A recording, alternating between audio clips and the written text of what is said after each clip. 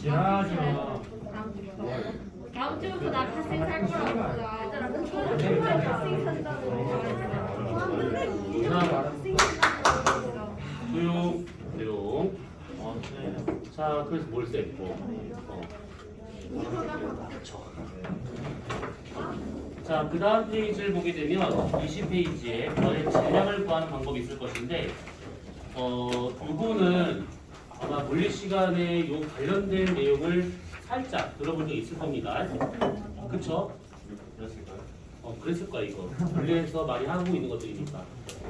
자, 그래서 여기서는 우리가 뭐 다 구할 필요는 없는 것이고, 이런 공식 같은 거를 써서 무슨 직접 질량을 구한다? 이런 거는 영재학교에서는 할 만한 것이지, 과학부에서는 이렇게까지 하진 않습니다. 그렇기 때문에, 요거는 그냥, 저런 방법이 있구나 정도로 알고 있으면 되는 것이고, 요렇게, 두 개의 별이 하나의 공통 질량 중심을 갖고 서로 이렇게 공존하고 있다라고 하게 되면, 시소 원리를 이용을 해가지고 얘가 질량이 몇 배 더 크다, 또 뭐 이게 공정의 바지 누가 몇 배 더 크다 이런 식으로만 대략 파악하시면 되는 겁니다. 밑에 그 식을 유도한 범위도 나오고 있는데 그냥 나중에 너무 심심하다, 너무 할 게 없다 그럼 그렇게 한번 읽어보세요. 자, 그 다음에 요것이 있는데 주결성에서의 질량 강도 관계라고 이제 나오게 있습니다. 요거는 그냥 별이 태어나서 죽을 때까지 여러 단계를 거쳐가지고 별이 진화하는데 그 중에서 주결성이라고 해가지고 가장 오랜 기간을 머무는 그 단계가 있습니다. 그 단계에 있었을 때 질량이 어떠냐에 따라서 빛의 밝기, 광도가 나타날 수 있는 것들인데 이런 식으로 구할 수가 있어요. 지금 여기서 3에 4라 됐는데 이거 3이 아니라 2가 됩니다. 이거 2. 그래서 2에서 4승배의 광도는 비례하고 있다. 왜 다 겠어놨을까? 2에서 4승배의 얘가 비례하고 있다. 이런 식으로 보시면 돼요. 질량이 크면 클수록 그만큼 훨씬 더 광도가 커지는구나 이렇게만 알고 있으면 되는 겁니다. 태양과 같은 경우에는 질량이 상당히 작은 편입니다. 그러니까 우리가 너무 가까이 있다 보니까 되게 밝은 별이 것처럼 느낄 수 있지만 실제 다른 별들과 좀 비교해 본다면 별거 아닌 별입니다. 그 다음에 요것이 있는데 별의 광도, 온도 이제 구하는 방법 해가지고 별의 반지름을 구하는 방법이 나오게 되는데 별의 크기를 구하는 방법이에요. 자, 얘와 같은 경우는 우리가 아까 처음에 봤었던 슈테판 볼츠만의 법칙 있죠. 시그마 T 사승이라고 하는 거. 요게 단위 면적에 해당하고 있는 방출 에너지량을 말하고 있기 때문에 요게 단위 면적이죠. 그래서 별의 전체 면적 4파이R 제곱을 한다고 하면 결국 얘가 단위 시간당 방출되고 있는 전체 에너지량으로 이렇게 우리가 구할 수 있다는 것입니다. 그래서 여기서는 이런 식을 막 알려 노력하지 말고 결국 별의 광도라고 하는 것은 반지름 제곱 곱하기 온도 4승에 비례하는구나. 요 정도만 이해하고 있으면 되는 겁니다. 그러면 딱 봤을 때 얘는 제곱이고 얘는 4승이니까 온도에 더 큰 영향을 받겠지요 라고 생각할 수 있을 것인데 이게 아니다 라고 했던 것이 아까 우리가 말했던 것처럼 온도는 최고 온도와 최저 온도의 차이가 10배 정도밖에 차이가 안 나요. 그래서 10배 정도라면 10의 4승에서가 10,000배 정도밖에 차이가 안 나고 있다는 얘기인데 실제로 반지름과 같은 경우는 10배, 100배, 10,000배 또는 수억 배까지 차이 나기 때문에 실제로는 반지름에 가장 큰 영향을 받고 있구나 이렇게 생각하시면 되는 겁니다. 어쨌든 이렇게 구할 수 있는 상황에서 얘를 이렇게 변형할 수가 있다는 얘기죠. 그래서 별의 반지름을 구하기 위해서는 별의 표면도와 광도 두 가지 정도만 알고 있으면 되더라 이 얘기입니다. 여기서 이 온도와 같은 경우는 분광형, 오비어 파인거 키스미 그거라든지 색지수라든지 아니 뭐 그런 걸로 구할 수 있는 것이고 광도와 같은 경우는 이거 절대 등급을 말하고 있는 겁니다. 우리가 지난주에 등급과 밝기의 관계를 얘기했던 거 기억나실 거야. 등급으로 한 등급 차 나면 밝기는 몇 배 차? 2.5배지. 그럼 등급이 5등급 차면 밝기로는 100배. 그래서 그런 식으로 해가지고 절대 등급을 알게 된다고 하면 밝기 비를 알 수 있어서 그냥 그렇게 넣어가지고 반지름의 크기를 대략 비교할 수 있더라. 뭐 요겁니다. 요거는 그냥 그 정도만 알고 있으면 되는 것이고 그 다음에 요음이 나오고 있는데 이 식상성이라고 하는 요거를 알기보다는 우리가 지난주에 했었던 그거 잘 생각해 보시면 그 지지난주죠. 행성을 찾을 수 있는 방법 중에서 식 현상을 이용해서 행성을 찾을 수 있다라고 했던 거 기억나시지? 내가 어떤 별을 보고 있는데 행성이 그 주위를 공전하다 보면 이 별의 밝기가 지금 순간적으로 줄어들더라. 뭐 요거 갖고 이제 구할 수 있는 것들인데 보면 뭐 되게 거창하게 좀 쓰여 있지만 그때 우리가 요 얘기를 잠깐 했었던 것이 요렇게 별이 있다. 그럼 행성이 요렇게 외접을 했다. 여기서 얘가 들어가면서 내접을 했다. 그러면 여기서 여기까지 간 거리는 행성의 지름을 지나간 거가 되고 있는 것이죠. 우리가 이것을 1번, 2번이라 친다고 하면 결국 행성의 지름과 같은 경우에는 행성의 공전 속도 곱하기 2에서 1까지의 시간차 델타 t로 구할 수가 있다라고 했던 거. 기억나? 아니요. 네, 그렇구나. 그러니까 여기서부터 여기까지 간 시간은 델타 t라고 가정한다 치고 여기서 여기까지 간 거리는 결국은 여기서 행성의 반지름, 여기서 행성의 반지름 합치면 행성의 지름을 지나갔다 이 얘기잖아요. 그래서 행성의 지름을 지나간 이 r, 지름을 지나간 것은 행성의 공전 속도 곱하기 시간, 속도와 시간 곱하면 거리 나오는 거니까. 그래서 행성의 반지름과 같은 경우는 2분의 v 델타 t로 구할 수 있구나. 요 놈이죠. 행성의 반지름을 구할 때. 그러면 같은 방법으로 뒤에는 별의 반지름을 구할 수가 있어요. 얘가 쭉 지나가서 반대편 이렇게 내접을 했대요. 그러면 여기서 여기까지 간 것은 별의 지름을 지난 거기 때문에 별의 지름 ER이라고 하는 것은 행성의 공전 속도 곱하기 여기서 여기까지 간데 걸린 시간 델타 t로 구하면 되더라. 그러면 별의 반지름과 같은 경우는 2분의 v 델타 t로 구할 수 있다. 이 놈이죠. 그래서 별의 지름을 구하는 방법이 지금 이것처럼 막 되게 복잡하게 나가는 것이 아니고 단순하게 요렇게도 구할 수 있다. 요렇게도 구할 수 있다. 라는 겁니다. 행성이든 반지름이든 간에 별이든 간에. 그러면서 살짝 또 질문을 해봐야겠네. 자, 몇 번을 물어봤던 거야? 자, 여기서 괜찮아?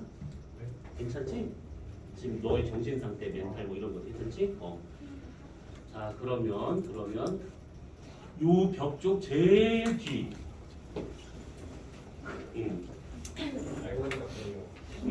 질문한다. 케플러 법칙 있지? 우리 양아치 케플러. 자, 케플러 1법칙. 그치. 타원궤도의 법칙. 그치. 잘했어.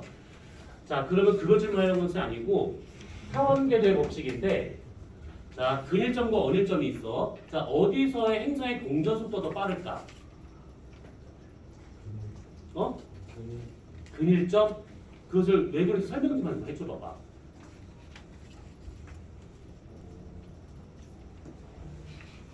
그냥 막 얘기하면 내가 알아들을게. 막 얘기해봐.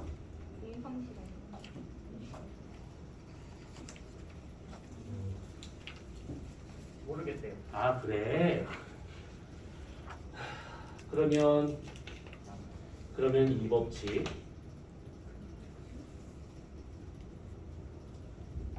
요 쭉 뒤.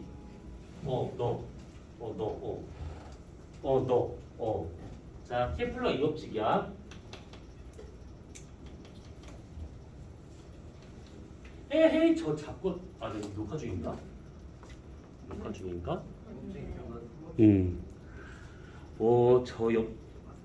내가 아까 너 머리 저 뜯었지? 미안해. 자, 그러면 자, 케플러 이 법칙. 너요, 네.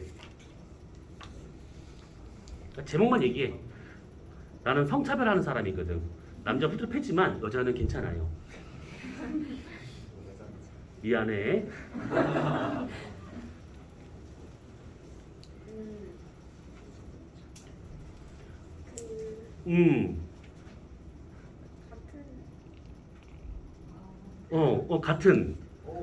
같은 뭐 나왔는데 다 왔다? 뭐 거짓말하고 있어. 뭘 다 와? 같은 시간? 괜찮았어. 같은 시간 뒤로.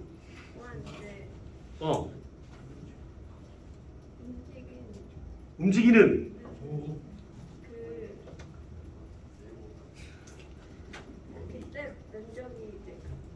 오, 잘했습니다. 같은 박수 받을 일이구나. 같은 시간대 같은 면적을 지나가고 있다라는 얘기죠. 면적 속도 일제 법칙이죠 이거. 자, 3법칙. 모른다고 말 지금도 하는데 그걸 몰라. 자, 그러면 저기 이렇게 남자만 잔뜩 모아놨을까? 아니 거실을 죽겠네 진짜. 자, 그러면 그 세 줄 중에서 앞줄에 두둥두둥 자 넣어요. 네. 세 번째. 그 좋아요. 조화의 법칙. 아주 잘했어요. 공식 있죠. 뭘 뭐야? 나 이름 몰랐어. 정말 공전주의가 그 장관병이 세제곱이 잘했는데 공전주기의 제곱은 장반경 3승에 비례하고 있다. 뭐 이런 의미죠. 아무튼 그래서 우리가 지지난주에 행성에 대한 얘기를 하면서 요거를 갖고 행성의 공전 속도를 구할 수 있다라고 했던 것들, 그쵸? 또 기억 안 나는구나. 네, 역시 배우면 끝이 없어요.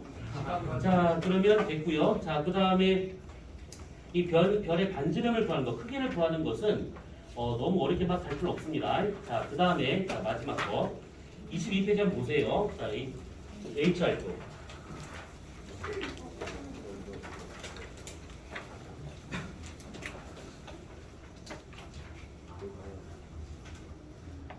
자, HR도는 이렇게 지금 표현하고 있는 그 우리가 우주에서 관측 가능한 별들 중에서 온도와 광도 두 가지 기준을 갖고 별을 분류를 해보는 것들이죠. 그랬을 때 이렇게 쭉 나타나고 있는 주된 별들의 모임, 주 계열성하고 그 다음에 여기에 모이고 있는 백색 외성하고 그 다음에 거성하고 초거성으로 이렇게 네 개의 집단으로 구분되더라. 뭐 이겁니다. 자, 근데 이거를 보고자 하는 것이 아니고 이 HR도에서는 어떤 물리량의 관계가 있는가 그것만 따져보시면 되는데, 자, 먼저 분광형, 온도죠, 온도. 자, 이 온도와 같은 경우는 왼쪽이 고온이 되고 있는 것이고 오른쪽이 저온이 되고 있습니다.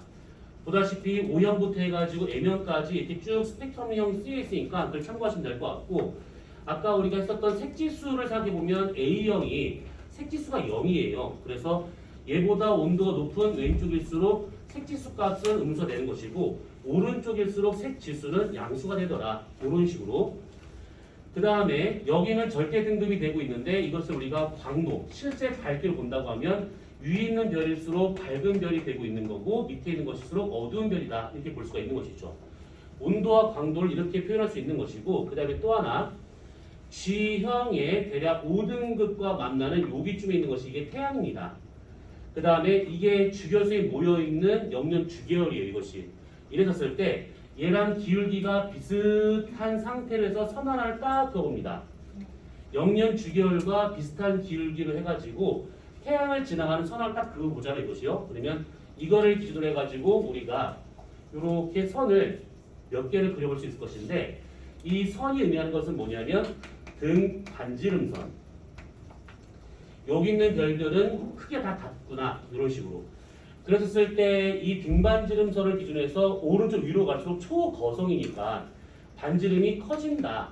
일로 갈수록 반지름이 작아진다. 이렇게 볼 수가 있는 겁니다. 그 다음에 태양을 지나가면서 등 반지름선보다 살짝 완경사로 선 하나를 또 그어볼 수가 있어요. 요 놈이 뭐냐면 등 밀도선. 그래서 이런 식으로 이렇게 선을 그어볼 수가 있는 것인데, 그때 밀도와 같은 경우는 오른쪽 위로 갈수록 작아지고요. 왼쪽 아래로 갈수록 밀도는 커집니다. 별의 평균 밀도입니다. 대기를 빼고 표면에서부터 중심부까지의 평균 밀도를 맞았을 때 위쪽으로 갈수록 작아지고 밑으로 갈수록 얘가 커지더라. 이런 식으로. 그 다음에 또 하나는 아까 잠깐 얘기했었던 부분인데, 같은 분광형이라 하더라도, 그러니까 별의 표면도 같다 하더라도 밑에 있는 별이 작은 별이고 위에 있는 별이 큰 별이에요.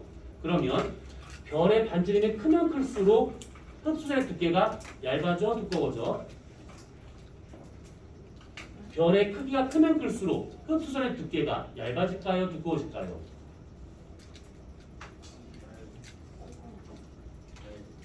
몸에 잠깐만요. 아 조용히 닥쳐 있어. 자 이번 여성분한테 여성분이 자 알았어 긴장하지 마. 알았어 잠깐만. 손에 땀 나지? 잠깐. 와 이 교재 딱 한가운데 있네. 너예요. 네. 진실이네. 자 아까 했었던 거야. 별의 반지름이 큰 초고성하고 반지름이 작은 주결성이 있어. 네. 흡수선의 두께는 누가 더 두꺼울까? 나는 이유를 물어볼까? 거성이 더 두께가 두껍다. 왜? 그러니까 넌 왜 그랬을까요? 에이 진짜. 흡수선의 두께는 위로 올라갈수록 얇아진다라고 했던 것이죠. 밑에 있을수록 두꺼워지는 겁니다. 되게 두께. 이게 반지름이 크면 클수록 표면 중력이 작기 때문에 대기를 엉성히 잡죠. 그래서 저밀도의 대기가 되다 보니까 거길 빠져나오는 별빛의 스펙트럼 중 흡수의 두께는 얇을 수밖에 없다라고 했습니다. 흡수선의 두께와 같은 경우는 대기 밀도에 의해서 결정되기 때문에 대기 밀도. 그래서 반지름이 큰 별일수록 대기 밀도가 작아서 흡수 두께가 얇아지더라. 이겁니다. 자, 그 다음에 또 하나는 이렇게 봤을 때 주결성이 지금 오른쪽 아래서부터 해서 왼쪽 위까지 길게 뻗쳐 있습니다. 여기에 지금 별들 많이 모여있는 상태예요. 그러면 이때 다른 거는 다 집어치우고 딱 주결성만 놓고 보자면 아까 우리가 바로 요거 그 전 위에 있던 걸 다뤘었을 때 별의 광도라고 하는 것은 질량 2에서 4승배에 비례한다라고 했던 것들 주결성에서만 해당되는 내용입니다. 그래서 주결성 중에서 이게 왼쪽 위에 있다는 것은 광도가 크다는 얘기이기 때문에 광도가 크면 클수록 당연히 별이 갖고 있는 질량이 이쪽으로 가면 갈수록 크더라. 이쪽으로 가면 갈수록 작아지더라. 이렇게 볼 수가 있습니다. 태양은 여기쯤에 있는 거라서 별 볼 일 없는 별들이에요. 사실은. 자, 그 다음에 얘가 이 주결성으로서 머무를 수 있는 시간 수명이라고 본다 치면 수명 주결성으로 머무를 수 있는 수명과 같은 경우에는 어떻게 구할 수가 있는 거냐면 이 별이 갖고 있는 질량을 단위 시간당 쓰고 있는 소비량 광도로 나누면 돼요. 그러니까 이 별이 애초에 지금 처음 갖고 있는 질량이 뭐 얼마가 있을 거잖아요. 근데 그것을 매 시간마다 얼마씩 쓰고 있어요. 계속. 그럼 얘가 어느 정도까지 쓸 수 있을 것인가?